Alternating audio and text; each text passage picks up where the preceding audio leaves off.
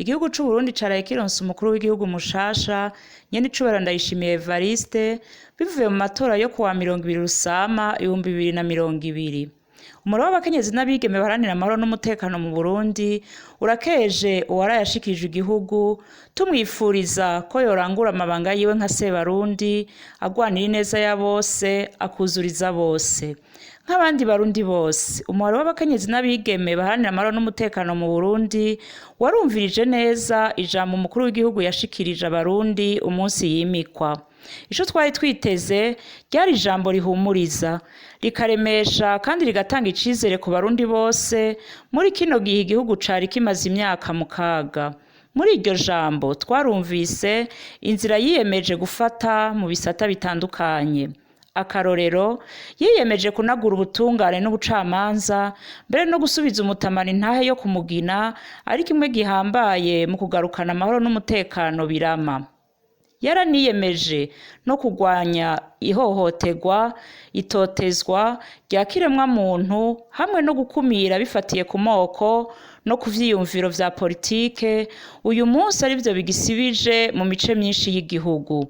Yiyemeje kandi kugarukira ibiza harimo ikiza ca coronavirus igihugu cari carirengagije none kimaze imisi gihekura abarundi n'ibindi vyinshi.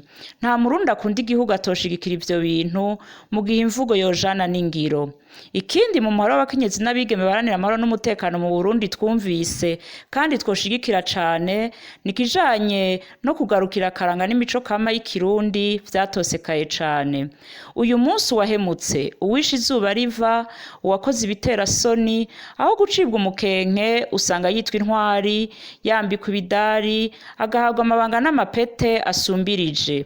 Icibagiwe n'imvugo zitabereye zivugirwa ahakoraniye abagabo canke ku mbuga ngurukana bumenyi, amaradiyo n'ahandi.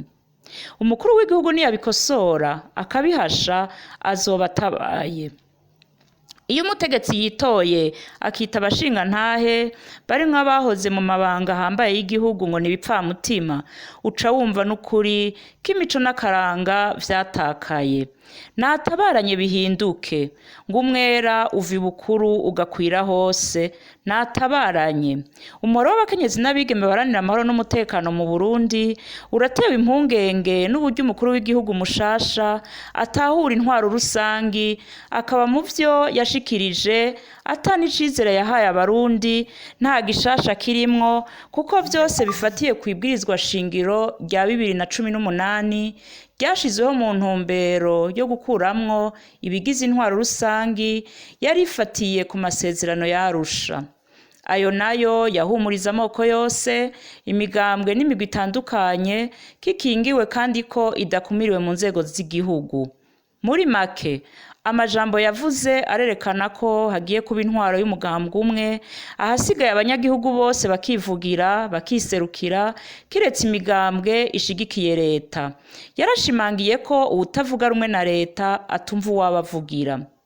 Mbega uwishwe na mugenzi we canke n'uri mu nzego za leta nk'uko biri kuva mu 2015 gushika uno munsi azokwivugira gute?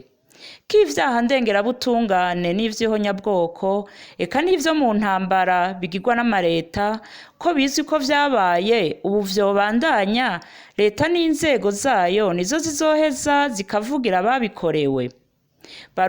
Barundikazi, ijambo ry'umukuru w'igihugu ririmwo ibishimishije vyinshi mu mvugo. Icabuzemwo ni imigambi itomoye izoshira mu ngiro ivyo yavuze.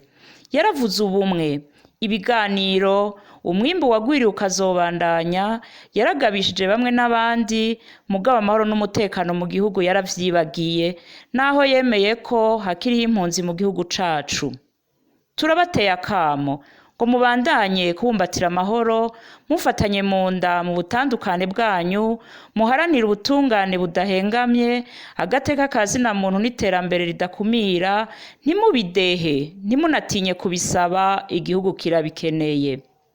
Imana iragira Uburundi n'abarundi, akazuba gasubire kake, amahoro n'umutekano bisasagare, abarundi bose baje ku kivi, twubake tutaraba inyuma. Ako nakamo k'umubare w'abakenyezi n'abigeme baharanira amahoro n'umutekano mu Burundi.